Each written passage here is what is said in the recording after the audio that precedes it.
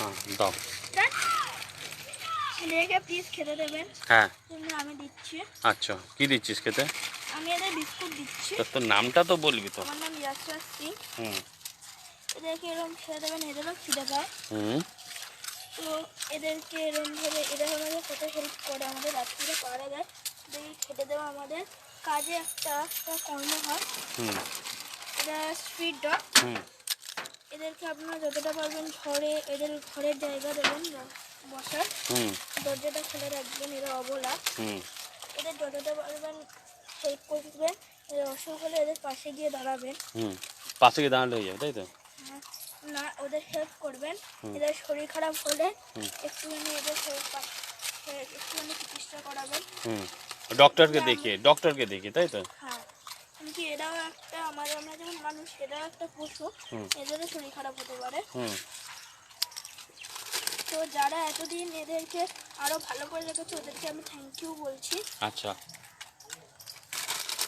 কেন কি এরাদের এত খেয়ালে রাখেন, আর যাদের পরে স্ট্রিট ডগ তাদেরকে এরকমভাবে হেল্প করার চেষ্টা করবে। হুম এরা রাত্রিরে আমাদের ঘর পাহারা দেয়, যেখানে আমাদের ঘর পাহারা দেওয়ার লোক রাখতে হয়, সিকিউরিটি, সেখানে এরা আমাদের বিনা পয়সায় আমাদের হেল্প করে। আচ্ছা, এরা আমাদের নাটকু কিন্তু পাচ্ছে না। এতেও দেবো, নাটকুকে দাও। ওকে আমি ক্যাশ দিচ্ছি। হুম হুম তো যতটা পারবেন এদেরকে হেল্প করবেন।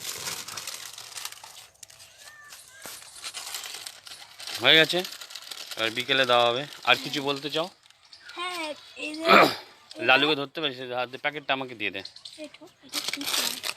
হ্যাঁ, লালুকে আমি আদর করে দাও লালুকে। হ্যাঁ আর কোথায় যাবো? হ্যাঁ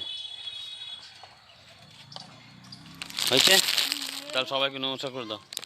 এবার আমি গিয়ে হাত দিয়ে খাবার দিই। ওকে ঠিক আছে।